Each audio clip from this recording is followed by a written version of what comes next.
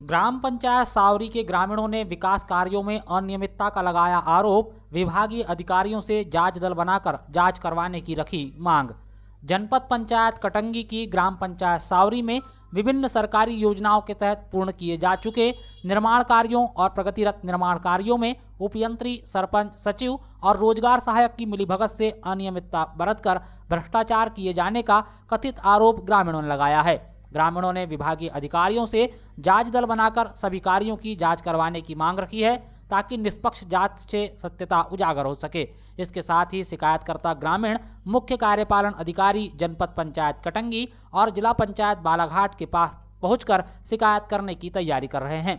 वहीं इस पूरे मामले में पंचायत के उप सरपंच ने भी सामने आकर पंचायत का बचाव करते हुए कहा कि जिन लोगों के द्वारा शिकायत की जा रही है वह झूठी और निराधार शिकायत कर रहे हैं। शिकायतकर्ताओं के द्वारा पंचायत पर दबाव बनाकर अपना स्वार्थ साधने की कोशिश की जा रही थी। जब यह कोशिश नाकाम हुई तो वह विकास कार्यों में अनियमितता बरतने का झूठा आरोप लगा रहे हैं।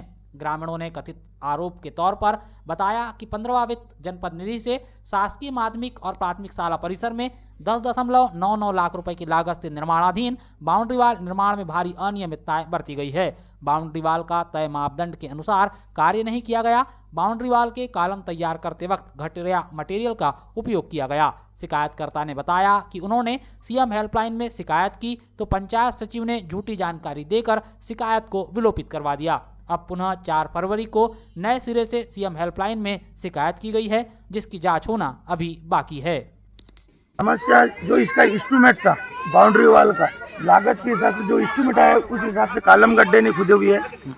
कॉलम गड्ढे की जो गहराई है वो नहीं मालूम, लोहा कम गया है, सीमेंट पूरा रेत के जैसे सीमेंट, यानी नागरिकों को भी दूसरे को भी परेशानी है कि ये काम अच्छा नहीं हुआ। तो आपने इसकी शिकायत की है? जी हाँ, मैंने 181 पे शिकायत किया हूँ, एक बार नहीं 2 बार। एक बार इनने अधिकारी के थ्रू काट दिए थे शिकायत, मैंने रिटर्न शिकायत अभी यानी 4 दिन पहले किया।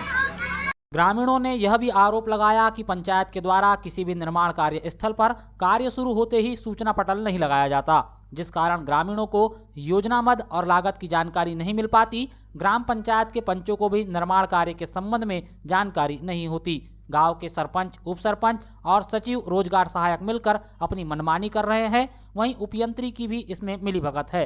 ग्रामीणों की माने तो मुख्य सड़क मार्ग पर तालाब के पास पनघट जैसा कुछ निर्माण चल रहा है। इसके अलावा नाली निर्माण भी किया जा रहा है, जिसकी सूचना पटल आज तक नहीं लगाई गई। कार्य प्रारंभ हुए सप्ताह भर से भी अधिक का समय बीत चुका है। वहीं तालाब के पास से जो नाली निर्माण की जा रही है उसकी खुदाई मजदूरों से कराने की बजाय जेसीबी मशीन से कराई गई। वहीं जिस तरफ नाली की कोई आवश्यकता नहीं है उस तरफ जबरन नाली का निर्माण किया जा रहा है। द्वारा जो निर्माण कार्य चल रहा है ये मेरे घर के सामने चल रहा है, मेरे वार्ड में चल रहा है और सामने तालाब है। तालाब के सामने में ये क्या बना है, क्या बन रहा है, इसकी जानकारी हमें नहीं है। गाँव वालों से भी पूछा मैंने, पंचायत वाले भी बताने तैयार नहीं है इसका किस मत से बन रहा है और क्या बन रहा है। ठेके में बन रहा है कि पंचायत द्वारा बन रहा है, इसके बारे में भी हमें जानकारी नहीं मिल रही है। और हमें ऐसा लग रहा है ये जो काम हो रहा है यह बगैर किसी से पूछ के, गांव के वरिष्ठ लोगों से या सलाह मशवरा किए बगैर जो चीज़ यहाँ पहले से यथावत नहीं थी और बना दी गई। यहाँ पहले एक मोंगा था जिससे यहाँ से आपासी थी और यहाँ के किसान ऊपर का पानी सिंचाई करते थे। शिकायतकर्ताओं ने बताया कि हितग्राही मूलक मनरेगा जैसी योजनाओं में गांव के मजदूरों को काम नहीं मिल रहा है, जिस कारण वह महानगरों की ओर पलायन करने को मजबूर है। वहीं गांव में जेसीबी मशीन की सहायता से काम लिया जा रहा है। दरअसल गांव में ग्रेवल सड़क का निर्माण कार्य अभी प्रारंभ हुआ है, जिसमें मुरुम खनन के लिए गांव के बाहर से जेसीबी मशीन और ट्रैक्टर लगाए गए, जबकि गांव में ही इस तरह के वाहन मौजूद थे, किंतु इन्हें काम देने की बजाय सरपंच ने अपने करीबी को काम दिया, जिससे गांव में ग्रामीण जनता काफ़ी नाराज है। ग्रामीणों का कहना है कि मजदूरों का लगातार शोषण किया जा रहा है। ग्रामीणों ने यह भी बताया कि ग्राम पंचायत में पंचायत सचिव भी अक्सर कार्यालय से गायब रहते हैं, जिस कारण ग्रामीणों को शासन की तमाम योजनाओं का लाभ समय पर नहीं मिल पाता। पंचायत में अक्सर रोजगार सहायक ही उपलब्ध होते हैं। मौजूदा वक्त में पंचायत सचिव कौन है, इसकी जानकारी भी कई ग्रामीणों को नहीं है। पंचायत में हर 3 से 4 माह में सचिव बदलते रहते हैं। ग्रामीणों ने स्थानीय तौर पर सचिव की नियुक्ति करने की मांग की है। जो इस मनरेगा के तहत इस कार्य का प्रारंभ किया गया था, जिसमें ग्रामीण द्वारा सूचना नहीं दी, ग्रामीण को कोई सूचना नहीं दी गई, जिसमें कार्य परिवहन कर दिया गया था। प्रारंभ होने के बाद में ग्रामीणों को जब ट्रैक्टर वालों ने जब हमला बोला तो उन्हें बताया गया कि आपको 125 रुपये ट्रिप के भाव से हम पैसा दिया जाएगा, जिसमें आप कार्य करना हो तो करो, ना करना हो तो ना करो। जिसमें बाहर की गाड़ी से कार्य प्रारंभ किया गया, जिसमें इसमें कुछ जो मुरुम है जो राज्य परिवहन किया गया है, जेसीपी द्वारा इसमें कार्य प्रारंभ कर दिया गया है। जिसमें हमने आपत्ति लगाई कि हम ग्रामीण है और हमें ट्रैक्टर का कार्य हम 5 साल 8 साल बाद आया गया है, जिसमें 14 लाख का कार्य आया गया है, जिसमें 700 कुछ मीटर का हमको दायरा बताया, जिसमें 2000 ट्राली बताए।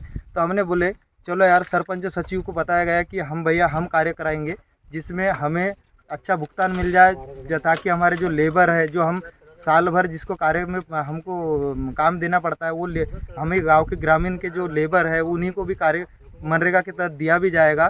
तो सचिव और सरपंच और उप सरपंच ने कहा कि भैया जो भी है आपका ये सलाह मशवरा आप ही रखो, जिसमें हमें कोई जानकारी नहीं है। आपको अगर 25 रुपये 125 में अगर जमता है फेंक सकते हो, ना नहीं जमता तो नहीं फेंक सकते करके बाहर की गाड़ियों को बुला के कार्य प्रारंभ कर दिया गया था, जिसमें सभी गांव के ग्रामीण आके हमने आपत्ति लगाए और कार्य बंद करा दिया गया। उसके बाद भी दूसरे दिन इनने कार्य प्रारंभ करके हमें ना सूचना देके इनने बोले कि हम 2 बजे तक बताते, उसके बाद में हमको कोई सूचना नहीं दी गई, जिसमें हमने आज आपत्ति लगाई। आपका कहना यह है कि गांव वालों को काम नहीं दिया जा रहा और बाहरी लोगों से काम करवाया जा रहा है, जिससे कहीं ना कहीं जो गांव के लोग हैं, स्थानीय लोग हैं, उनका अहित हो रहा है। वो अति आक्रोश में है कि भाई गांव के ग्रामीण को क्यों है, जिसमें ये हमारे लेबर भी है, जिसमें हमारे आए हुए हैं, अभी इनका भी आक्रोश है कि हमें काम न मिल रहा है। हरदोली में गन्ने के खेतों में अज्ञात कारणों से लगी आग, करीब 20 एकड़ में लगी फसल जलकर हुई तबाह।